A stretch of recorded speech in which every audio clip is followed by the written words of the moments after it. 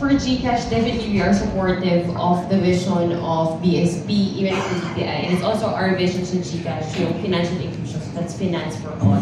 And we want to do that by making the everyday payments of Filipinos convenient, accessible, and of course, very important po ngayon, yung safe. So, napag-usapan po kanina, P2P, P2M. So, just to clarify po, actually, kahit po P2P, pwede rin po yung QR. So, ito na nga po yung, paano ko ay malalaman kung person or merchant.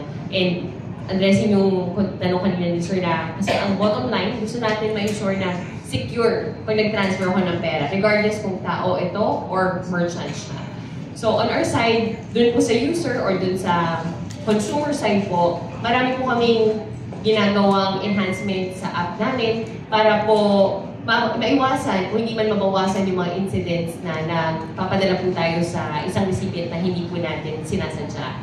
So isa na po dito yung kunwari na pag nag-type po kayo ng number before, yun yung papadala nyo. Ngayon po may option na mayroon pong directory para mula na po sa listahan sa loob ng GCash app nyo.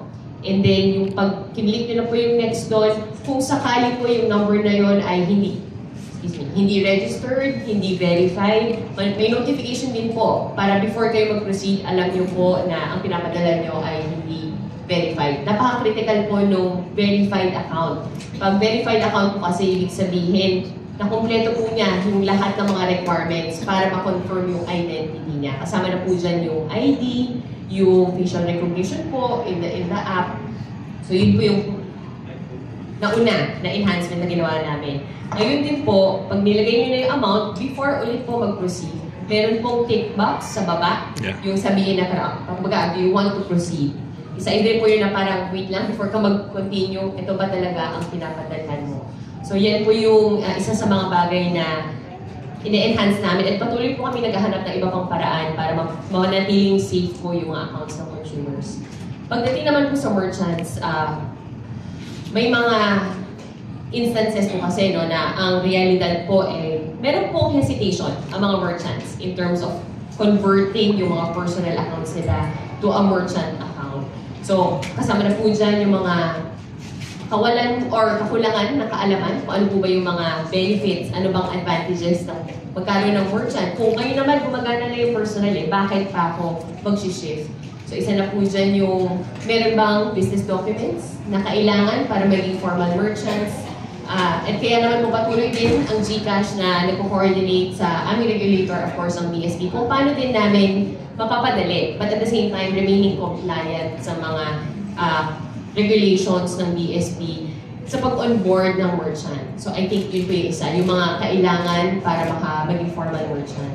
Yung pangalawa naman po, sa kaalaman at the same time, para ma-encourage yung mga business owners natin. Dito po, kaya all-out support din ang GCash sa BSP DILG program that was launched last year. Ito po yung palang QRPH program. Natanong ni Sir kanina, how can we ensure na up to grassroots level ang pag-promote natin ng digital payment acceptance? Ang palang QRPH program po kung sakali hindi pa po natin narinig, ang tinatarget po nito ay mga palengke vendors. Pati po yung mga local transport drivers, and actually, even po sa mga small businesses. Applicable din naman po yung programa na yun. Ang kagandahan po nun is that partnership encourages the local government units. So sabi nga po natin, hindi na 7,100 ang island sa Pilipinas, 7,600 na po ata.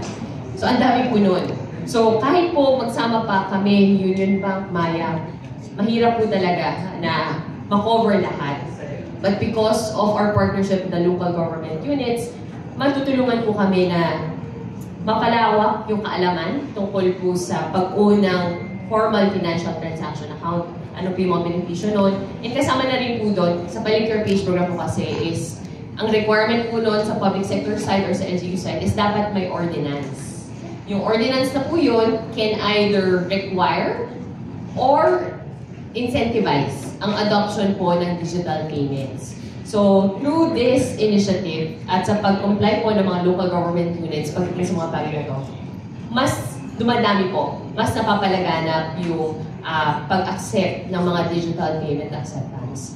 And in terms of sa experience, mabilis lang naman po siya. Nabanggit na po kanina, di ba? Pag-open lang po ng app, I-scan ang QR, enter ang amount, i-review lang, and then magpo-proceed na po siya.